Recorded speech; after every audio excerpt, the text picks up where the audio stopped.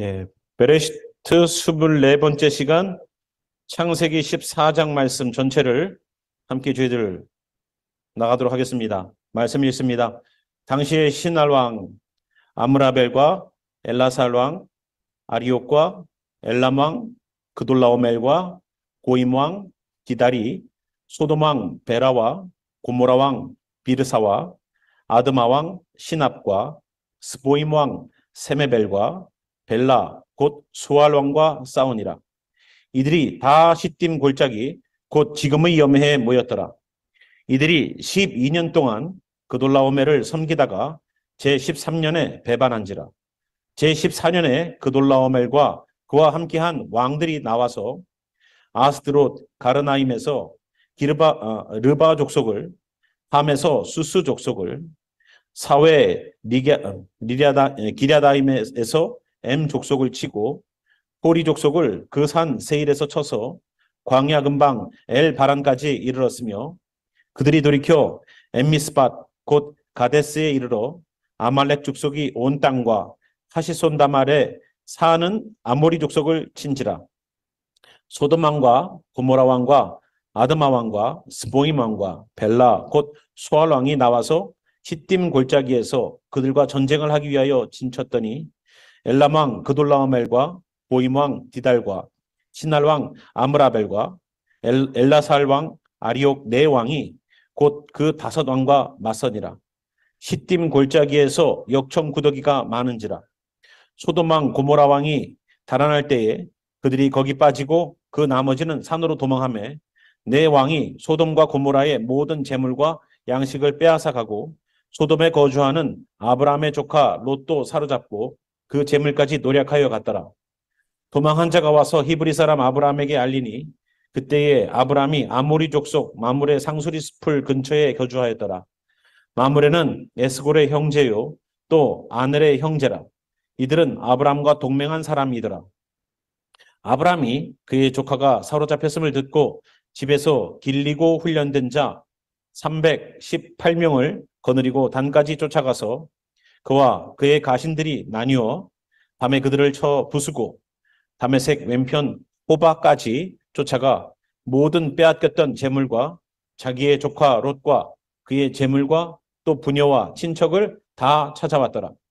아브라함이 그돌라오멜과 그와 함께한 왕들을 쳐부수고 돌아올 때에 소돔 왕이 사회의 골짜기 곧 왕의 골짜기로 나와 그를 영접하였고 살렘 왕 멜기세덱이 떡과 포도주를 가지고 나왔으니 그는 지극히 높으신 하나님의 제사장이었더라. 그가 아브라함에게 축복하여 이르되 천지의 주제이시오 지극히 높으신 하나님이여 아브라함에게 복을 주옵소서. 너희 대적을 내 손에 붙이신 지극히 높으신 하나님을 찬송할지로다 하매 아브라함이 그 얻은 것에서 10분의 1을 멜기세덱에게 주었더라. 소돔 왕이 아브라함에게 이르되 사람은 내게 보내고 물품은 내가 가지라. 아브라함이 소돔 왕에게 이르되 천지의 주제이시오 지극히 높으신 하나님 여호와께 내가 손을 들어 맹세하노니 내 말이 내가 아브라함으로 치부하게 하였다 할까 하여 내게 속한 것은 실 한 오락이나 들매끈 한 가닥도 내가 가지지 아니하리라. 오직 젊은이들이 먹은 것과 나와 동행한 아넬과 에스골과 마므레의 분깃을 제할지니 그들이 그 분깃을 가질 것이니라. 아멘. 기도합니다. 하나님, 오늘도 창세기 14장에 있는 이야기들을 통하여 우리로 깨닫게 하시고 배우게 하시고 따르게 하시고 순종하게 하시고 인생에서 말씀대로 살아서 말씀이 육신되는 것을 경험하는 귀한 역사 되게 도와주시옵소서. 아브라함을 다듬어 가시듯 우리도 다듬어 주셔서 아브라함이 이 말씀을 진행해 나가는 과정마다 우리가 따라갈 때에 그가 믿음의 조상이 된 것처럼 여기 있는 하나님의 사람들도 믿음에 굳건하게 설 수 있도록 주님 우리로 다듬어 주시고 훈련시켜 주시옵소서. 그 여정마다 배움이 있는 시간 되기를 원하며 살아계신 우리 구주 예수와의 이름으로 감사 기도드렸습니다. 아멘. 네, 저희들 창세기 14장 전체를 봤는데요. 창세기 14장에 저희가 함께 말씀을 나누면서 아브라함이 이제 하나님께서 말씀하시는 대로 헤브론 지역 마므레 수풀에 가서 있었습니다. 그랬는데 거기에서 어떤 그 시대가 어떠한 시대였는지를 얘기해 주는 장면이 14장 1절에 나옵니다. 당시에 그 당시가 어떤 당시라고요? 예, 여기 보니까 시날 왕, 엘라살 왕, 엘람 왕, 고임 왕, 이 네 왕이요. 이 지역을 다스리고 있었어요. 그러니까 어떻게 보면은 연합전선을 펴고 있었던 겁니다. 네 왕 중에서 그래도 가장 큰 왕은 그돌라오멜이라는 왕이에요. 그돌라오멜은 이 왕들 중에서 엘람이라는 지역의 왕으로서 그들을 다스리고 있었던 그런 가장 큰 왕이죠. 그런데 이 네 명의 왕이 다스리고 있었던 나라의 밑에 속국처럼 조공을 바치는 나라들이 5나라가 있었습니다. 그 나라가 바로 2절에 나온 것처럼 소돔, 고모라, 비르사, 아드마, 시납, 스보임, 그리고 벨라. 이렇게 다섯 나라가, 예, 맞죠? 소돔, 고모라, 아드마, 스보임, 벨라. 그죠? 이 나라들 5왕이 조공을 내 나라에게 바치고 있었습니다. 그런데 12년 동안, 4절 보니까 12년 동안 그돌라오멜을 섬기다가 13년째에 배신을 하고요. 그 밑에 5절 보니까 14년째에 전쟁을 일으킵니다. 누가 전쟁을 일으키냐면 조공을 안 바치니까 배반한 것 때문에 그돌라오멜과 함께 있는 연합군이 5나라를 다시 한번 혼내주려고 오는 거예요. 왜 조공을 안 바쳐? 하고서 그들을 다시 정복전쟁을 나온 겁니다. 그랬더니 어떻게 됩니까? 예. 그들이 전쟁했는데 결코 좋은 성과를 거둘 수 없었어요. 왜냐하면 거기에 보니까 역청 구덩이가 많았답니다. 우리가 말하는 역청이라는 것은 여러분 그 석유에서 나온 그 콜타르 있죠. 그런 것처럼 찐득한 그런 구덩이를 말합니다. 역청이라고 그래가서 우리가 꿀이 이렇게 많은 건 아니죠. 여기 이 지역이 역청, 타르르가 굉장히 많은 지역이에요. 그래서 사람이 발이 빠지면 나오기가 힘들겠죠. 예전에 여러분들 한참 이 아스팔트를 까는 그런 일을 여러분 보셨습니까? 저도 시골에 있으면서 비포장 도로도 다니다가 어느 날 보니까 큰 롤러를 가지고 와서 땅을 쫙 피고 저는 도로 공사하는 거를 보고 자랐습니다. 도로가 없던 데서 도로가 있어도 흙바닥에서 다녔던 그 길을 아스팔트를 까는 거는 저는 직접 봤어요. 근데 큰 드럼통에 콜타르가 옵니다. 골탕이라고 그러죠. 우리는 어릴 적에 골탕 그러는데 그래서 그걸 보면은 진짜 굉장히 검은색 액체가 그냥 조청같이 얼마나 끈적한지 그 애들이 그거 갖다가 이렇게 떠가지고 거기다 불을 붙이면요 횃불이 돼요. 그래갖고 그거 갖다가 그냥 공사 끝나면은 아저씨들이 그 뚜껑 열어놓고 가면은 그거 나무 작대기 갖다가 이렇게 퍼가지고 거기다 불 붙여갖고 애들 밤에도 막 다니고 그랬었어요. 그런 거 없죠, 여러분들은. 이미 태어날 때부터 땅을 본 적이 없죠. 예, 예, 그랬었어요. 그런 게 많아서 사람들이 빠져서 못 나와가지고 전쟁에서 지는 일이 발생하더라는 겁니다. 그래서 10절 보니까 시딤 골짜기에는 역청 구덩이가 많은지라 소돔 왕과 고모라 왕이 달아날 때에 그들이 거기 빠지고 그 나머지는 산으로 도망했습니다. 그래서 네 왕이 소돔과 고모라의 모든 재물과 양식을 빼앗아 갔다는 거예요. 그 섭정했던 그 네 왕이 이들이 농사져 놓고 다 먹을 걸 만들어 놨던 그들의 재물과 양식을 다 가져갔습니다. 그런데 거기서 끝나는 게 아니라 12절 보니까 소돔에 거주하는 아브라함의 조카 롯도 사로잡고 그 재물까지 노략해서 갔다는 얘기를 합니다. 예. 그러니까 여기에 소돔이라는 그러한 소돔 왕이 한마디로 다시 우리는 조공을 못 바치겠어. 그동안 12년간 섬겼으니까 하고 자기네들이 어떠한 뜻을 가지고 우리도 우리 국가를 왜냐하면 소돔과 고모라는 이 지역이 롯이 볼 때에도 아주 농사가 잘 될 만한 귀한 지역이었지 않습니까? 그러니까 여기에서 풍부하게 나오는 것을 가지고 조공을 바치기가 싫었던 거예요. 자기네 나름대로 우리도 국가를 형성하자라고 생각을 했었습니다. 그랬는데 그것 때문에 전쟁을 하러 들어와가지고 다 빼앗겼죠. 거기에서 잡혀간 사람이 롯이 있다라는 얘기까지 합니다. 그런데 한 사람이 도망와서 아브라함에게 알립니다. 13절에 보니까 알리죠? 아브라함이 그래서 가만히 있는 게 아니라 사로잡힘을 보고서요. 집에서 길리고 훈련된 자라고 14절에 나오지만 이 길렸다는 뜻이 아닙니다. 태어나고란 뜻이에요. 그러니까 자기 집에서 아브라함의 집에서 태어나고 훈련된 자 318명을 데리고 단까지 쫓아간다는 겁니다. 그러니까 정말로 목숨 걸고 아브라함과 그 조카를 위해서 목숨 걸고 싸울 사람은 누구예요? 태어나고 훈련된 자예요. 여러분 주님을 위하여서 빼앗긴 영혼들을 가서 데리고 와서 하나님 앞에 바로 세우는 일을 하는 사람은 누굴 것 같아요? 영혼을 전도하는 일들을 누가 할 것 같습니까? 교회 다니는 사람이 할 것 같습니까? 안 해요. 예수님 안에서 태어나고 훈련받은 사람이 가서 전하는 거예요. 예수님 안에서 여기가 태어나지 않으면 나가서 증거하기 힘들어요. 증거하기가 힘들어요. 예수님이 왜 가시고서 성령님을 꼭 보내셨어야만 됐던가? 왜 성령님을 꼭 보내셨어야만 됐던가? 예수님 그렇게 능력이 많으신 분인데 말씀만 하면 다 이루어지는데 꼭 예수님은 가시고 성령님을 보내셨어야만 됐는가? 예. 예수님이 조금만 더 계시면 영생하게 되시는 그분이 지금같이 인터넷이 발달된 시대가 된다면 예수님이 등장 여기서 하시면 전 세계가 생방송으로 볼 수 있는 시대인데 라이브로 볼 텐데 요즘 예배도 라이브가 있죠. 예배도 라이브가 있습니다. 그죠? 지금 현장에서 예배 드리는 것을 바로 볼 수 있는 시대인데 그래서 예수님께서 마지막 때가 되면 어떻게 될까요? 예. 예수님이 오신 것을 누구나 다 알 수 있을 만한 그런 상황이 될 겁니다. 그래서 예수님에게서 태어나고 훈련된 사람이 나가서 롯을 데리고 다시 데리고 오는 겁니다. 찾아오는 겁니다. 여러분 예수님 안에서 태어나야지만 전도할 수 있는 거예요. 그리고 가서요 16절 보니까 모든 빼앗겼던 재물과 자기의 조카 롯과 그의 재물과 또 부녀와 친척을 다 찾아왔다는 겁니다. 찾아왔어요. 자, 여기까지는 이야기예요. 그냥 있었던 일을 얘기해 주는 거예요. 스토리를.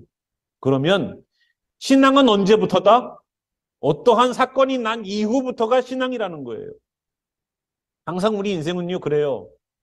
뭔가가 something happening이 돼요. 내 인생 가운데에. 그런데 그것에 대한 반응이 뭐라고요? 신앙이라고요. 그게 신앙이에요.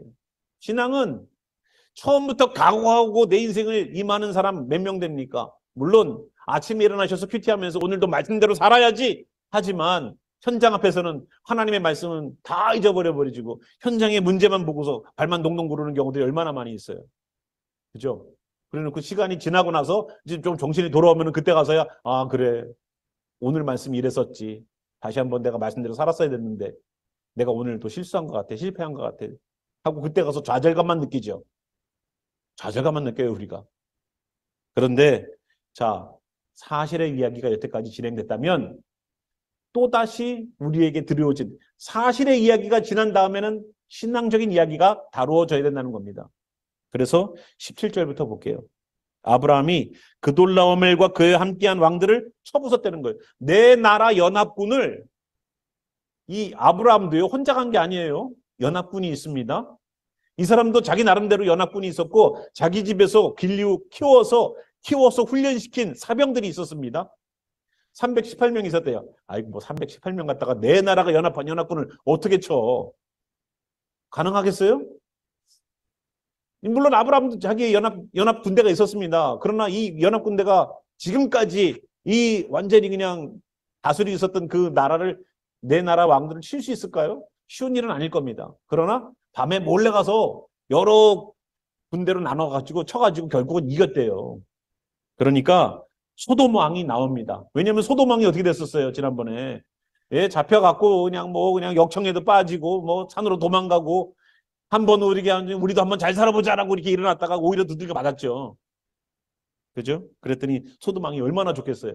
자기네들은 전쟁에 나가서 졌는데 아브라함이 가갖고 자기 조카가 잡혀갔다는 그 이유 하나로 전쟁을 가서 이겨버렸어요. 네 나라를 항구해서 5나라가 싸움을 나갔는데 5나라가 졌는데 아브라함과 함께 있는 연합군이 가서 그 네 나라를 완전히 그냥 부셔버리고 다 찾아왔대요. 그러니까 소돔 왕이 얼마나 좋겠어요. 그러니까 마중 나온 거예요. 마중 나왔어. 17절 보니까 소도망이 사회의 골짜기 곧 왕의 골짜기로 나와 그를 영접했다는 겁니다. 그런데 소도망만 나왔습니까? 그 밑에 18절 보니까 어때요? 살레망도 나왔어요. 살레망도. 살레망 많이 들어봤죠? 살렘. 많이 들어보고 귀 익었죠? 어딜 것 같아요? 살렘. 예루살렘. 예루살렘을 옛날에는 살렘이라고 불렀겠죠. 그죠? 그 살렘 왕이 멜기세덱이라는 사람이 왔어요. 근데 그 사람이 떡과 포도주를 가지고 왔습니다. 그리고 그는 지극히 높으신 하나님의 제사장이었대요. 그래서 이 멜기세덱에 관한 이야기가 굉장히 많아요. 히브리서에 보면 멜기세덱의 반차를 쫓아서 그리스도 예수께서 사역하시는 장면에 관한 이야기를 합니다. 그럼 예수님과 멜기세덱은 무슨 연관이 있는가라고 연구를 우리가 해봐야 된다는 거예요. 살렘이라는 예루살렘의 왕 멜기세덱, 왕이자 제사장이어서 하나님의 지극히 높으신 하나님의 제사장이라고 말하는 멜기세덱. 그래서 이 사람은 왕이기도 하고 제사장이기도 해요. 그래서 예수님이 그거를 본받아서 우리의 왕이시기도 하지만 우리의 제사장이 되어서 하나님 앞에 나아가는 중보자가 되신 것이 바로 예수님이에요. 그 예수님은 그래서 많은 제사장들의 모습이 있지만 멜기세덱의 반차를 쫓았다는 말처럼 왕이시자 제사장인 그러한 역할을 감당하는 멜기세덱처럼 그렇게 사역을 하셨다는 얘기입니다. 그만큼 구약에 나타난 예수 그리스도의 모습이 바로 멜기세덱처럼 표현되는 거예요. 그가 떡과 포도주를 가지고 왔다는 거예요. 그들을 떡과 포도주를 먹였대요. 좀 뭔가 여기서 많이 보던 장면 아니에요? 어디서 봤습니까? 떡과 포도주. 성만찬할 때 예수님께서 그 빵을 우리가 잠깐만 이거 떡이라고 표현해서 그렇지 이런 거는 좀 이제 시대가 바뀌면서 바뀌어야 되지 않을까? 떡보다도 빵을 더 많이 먹는 시대면은 좀 떡이 아니라 빵으로 해놔야죠. 그럼 빵과 포도주를 갖고 와서 그거를 브레이크하면서 나눠 먹는 것을 예수님께서 이것은 내 살이요라고 말씀하셨고 포도주를 따라서 먹이시면서 이것은 내 피요라고 말씀하신 것처럼 멜기세덱의 반차를 쫓아서 했던 그 예수님의 모습이 멜기세덱에도 나타나다는 겁니다. 그래서 떡과 포도주를 나누어서 먹였어요. 전쟁에는 이기고 왔지만 힘이 다 기력이 빠져있는 이 군인들에게, 이 사람들에게 떡과 빵과 포도주로 그들의 양식을 채워서 먹이셨습니다. 영혼의 구원의 역사, 사역을 마치고 돌아오는 하나님의 성도들에게 먹여야 될 건 뭡니까? 예수님이라는 거예요. 예수님이 먹어야지 다시 힘이 나는 거예요. 그 힘을 가지고 또다시 나아가서 영혼들을 잡힌 곳에서 다 데리고 나오는 거예요. 잡힌 곳에서. 잠자는 자는 깨워야 되고요. 죽은 자는 살려야 되는 게 교회가 해야 되는 일입니다.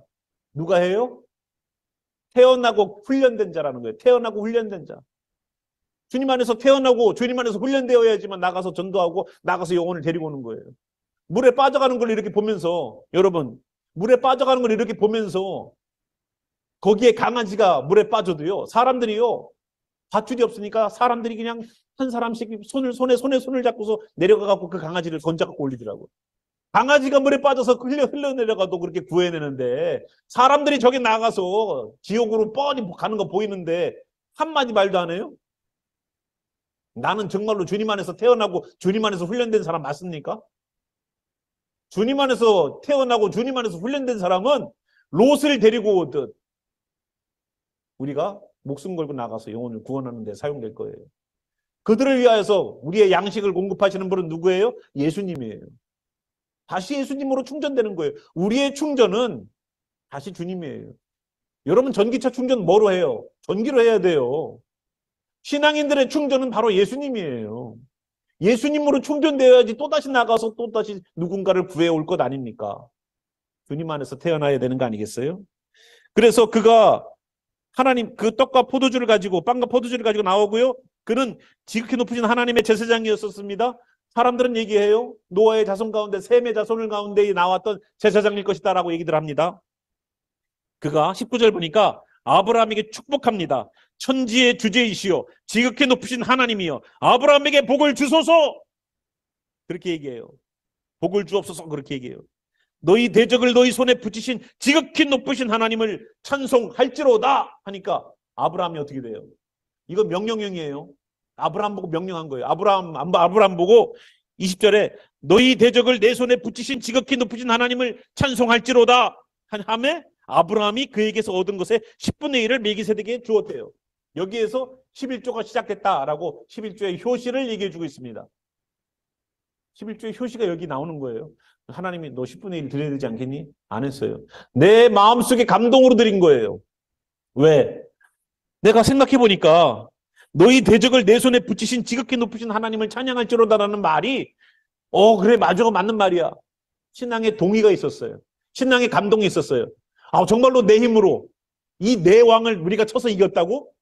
우리가 이 네 왕, 이 지역을 다 다스리는 왕을 자 한국을 생각해 주십시오. 한국을 생각해 주십시오. 한국을 생각해 보면요 조그만한 나라예요.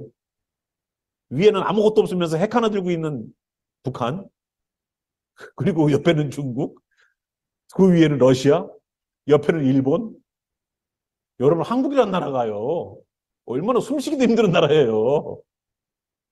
그 나라가 전쟁을 해서 러시아를 정벌하고 중국을 정벌했다는 얘기를 한다는 겁니다. 그러니 얼마나 놀랍겠어요. 그러니까 생각해 보세요. 전쟁을 했는데 한국이 다 전쟁에서 다 이겼다고 치자고요.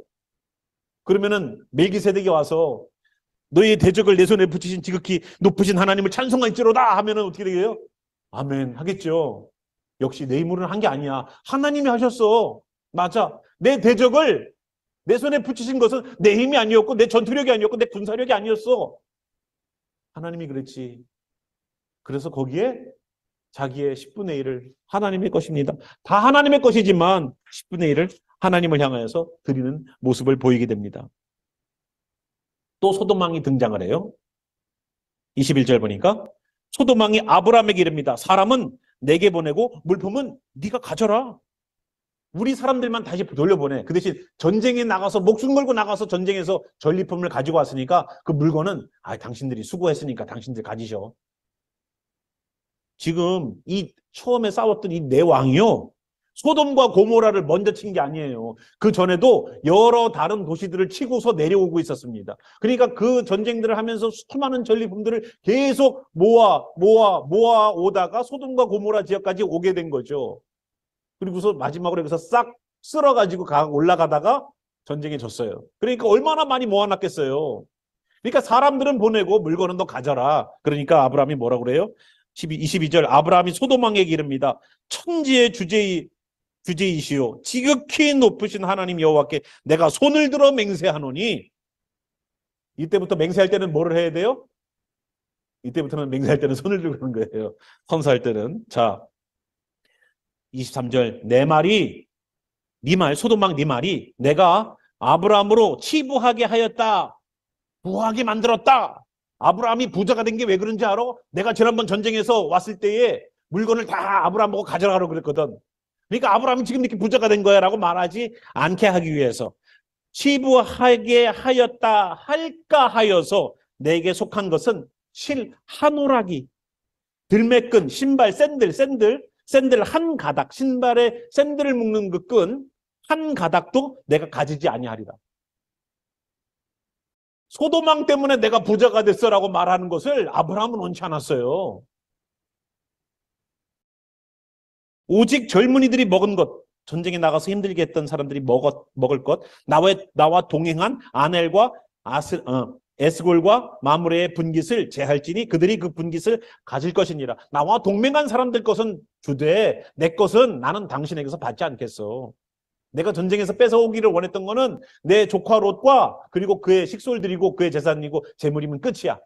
더 이상 진짜 실 하나까지도 나는 가지고 오지 않겠어. 이 얘기를 했단 말이에요. 왜요? 왜요? 나 같으면 내가 그래도 수고했지. 목숨 걸고 싸웠으니까 받을 만하지. 당연히 나는 될 만하지. 뭐 다는 말고 좀 반만 주시오. 하라고도 했을 것 같아요. 그죠? 그런데 아브라함은 소돔왕으로부터는 요만큼도 가지고 오지 않았어요. 왜? 이 전쟁이 20절에 나온 것처럼 멜기세덱이 얘기한 것처럼 너희 대적을 내 손에 붙이신 지극히 높으신 하나님을 찬송할지어다. 이 전쟁은 우리 손에 대적을 붙여서 우리가 전쟁에 승리했던 거는 내 힘과 내 능력이 아니었어. 하나님이요 그랬던 거예요. 하나님이. 그래서 거기에서 11절 드리면서 내가 신앙 고백을 한 거예요. 신앙 고백. 내가 이렇게 많은 재물을 가지고 돌아오게 된 것은 내 능력과 내 수완이 아니라 내 전투력이 아니었어. 하나님의 그래서 그렇습니다. 그렇기 때문에 내가 가질 수 없다는 거예요. 내가 가질 수 없다는 거예요. 나중에 여러분 계시록에 보면 어떤 얘기가 나옵니까? 장로들이 나오죠. 장로들이. 면류관 받죠. 장로들이 면류관 받고 나서 어떻게 합니까? 면류관 가지고 자랑하러 다녔죠. 야, 나는 다이아몬드가 박혀있다, 야. 나는 금으로 만들었다, 야. 이거 자랑하러 다녔어요, 사람들한테? 아니요. 다시 자기 머리에서 그 면류관을 벗어서 주의 보좌로 다시 올려드리는 일들을 했다는 겁니다. 왜? 왜? 이 땅에서 내가 면류관 받을 그런 삶을 살았을지라도 우리가 걸어가는 길이 아니었다는 거예요. 주님께서 붙잡아 주셨으니까 내가 걸을 수 있었고, 주님께서 견디게 하셨으니까 견딜 수 있었고, 내 것이 없다는 거예요. 내 것이. 내가 이걸 받을 만한 자격이 안 된다는 거예요. 그래서 이걸 다시 주님의 나를 보좌로 다시 올려버리는 거예요. 저는 그 장면이 얼마나 감격일까. 뭐라도 하나 나도 좀 받아야지 좀 올려드리는데 개털 모자라도 하나 주시면 제가 예, 주님을 향하여서 정말로 우리가 나는 한 게 아무것도 없습니다. 그 신앙 고백이에요. 그러니까 내가 요만한 거라도 내가 가져가면 안 된다. 하나님이 하신 건데 내가 여기에 왜 손을 대느냐. 나를 부하게 할 분은 하나님이지 소돔왕 당신이 아니야. 그 신앙 고백을 한 거예요.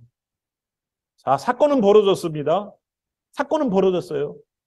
그런데 우리의 인생 가운데 이런 엄청난 일들이 일어났는데 거기에 깨달음이 없다?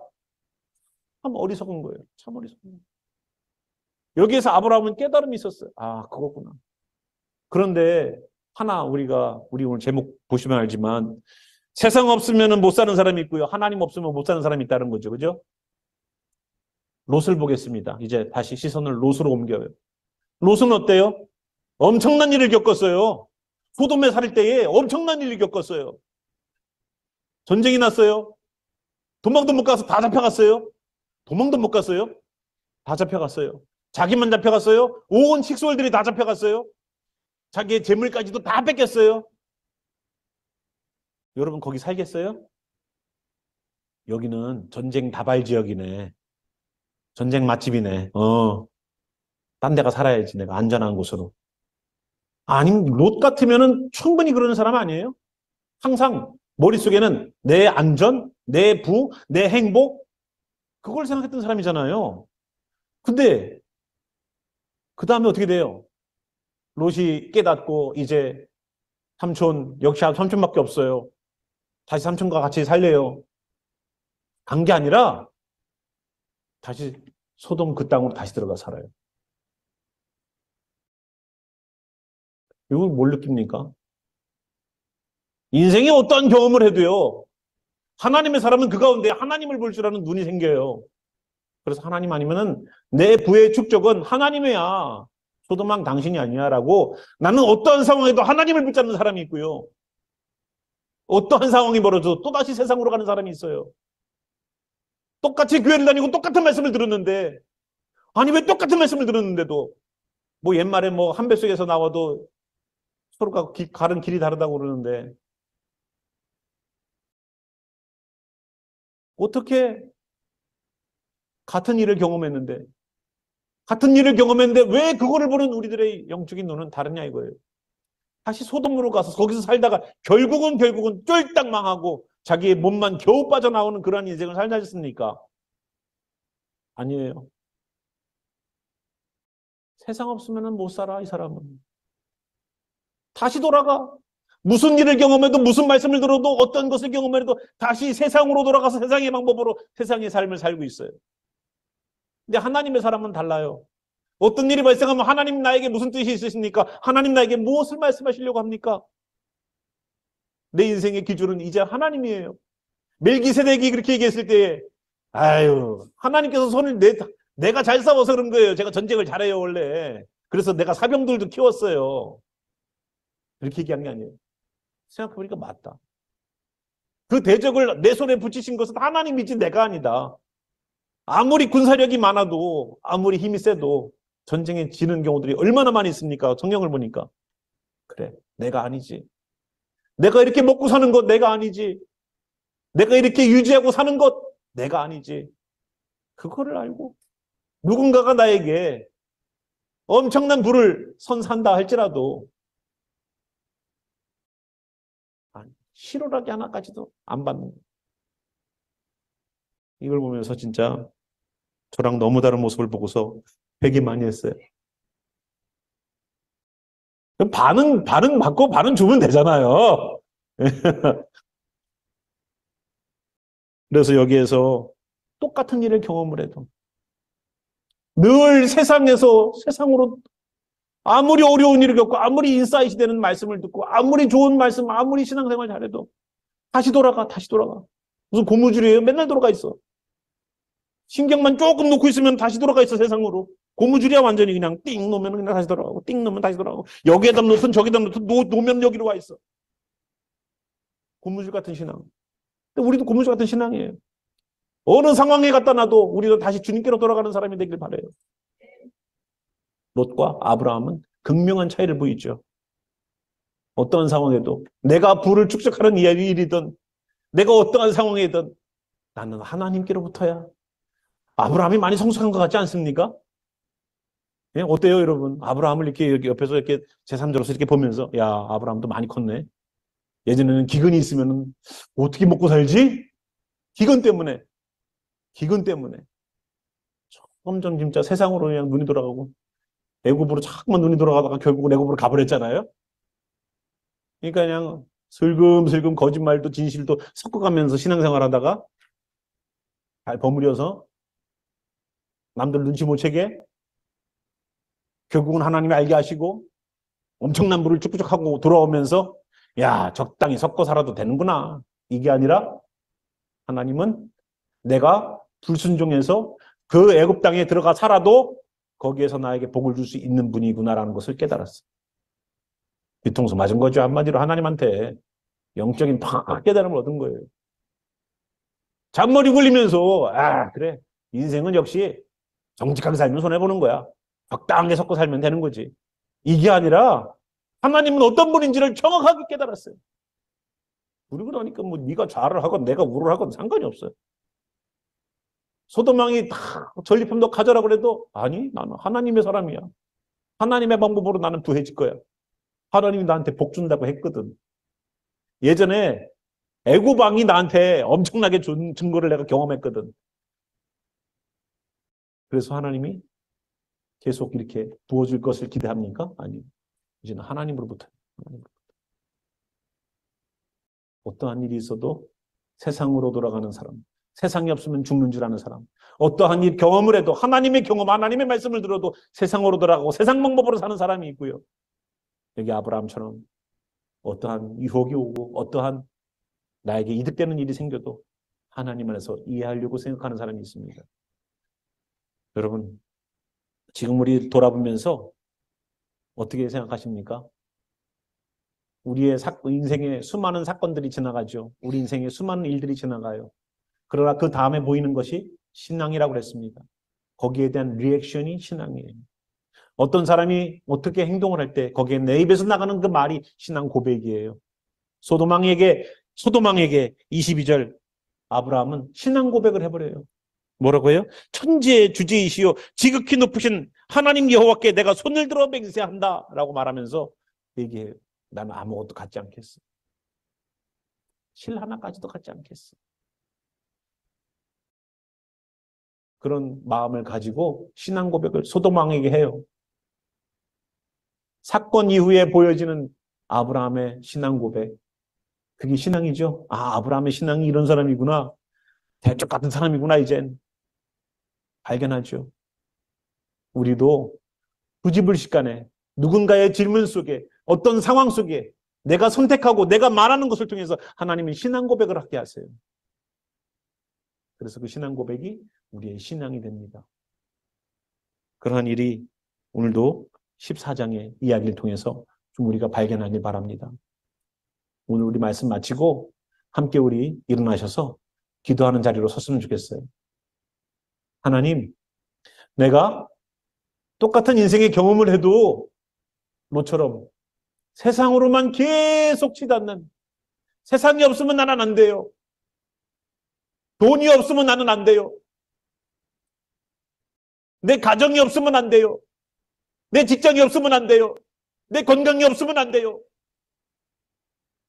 거기에 내 신앙의 볼모를 두고 다시 돌아가는 그러한 신앙 보였던 롯과는 다르게 아브라함은 어떠한 상황에도 나의 분은 하나님으로부터야.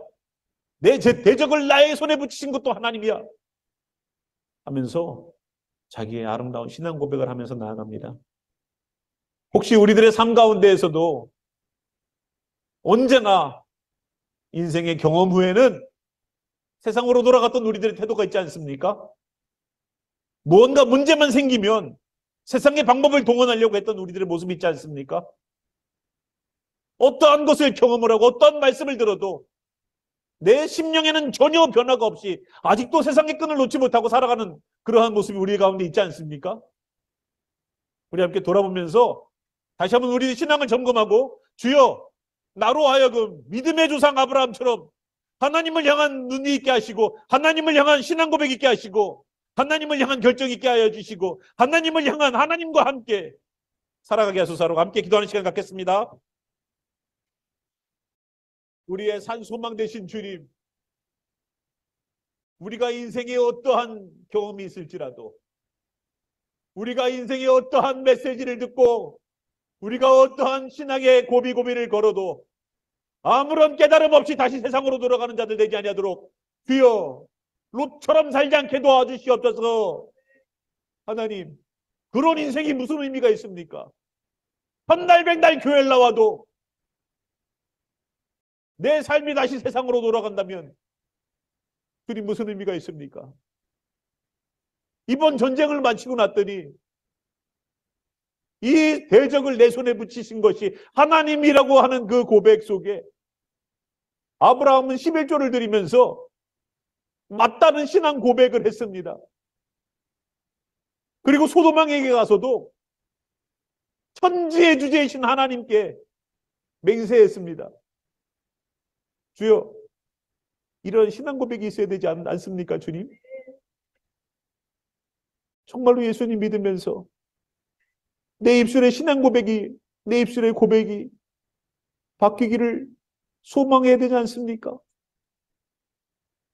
오늘도 주님 앞에서 매일 반복되는 실패 가운데에서 세상에 돌아가서 사는 그러한 인생이 아니라 주님 안에서 조금이라도 더 성장하고 성숙할 수 있는 그러한 역사가 일어나기를 소망하는 마음으로 함께 기도합니다.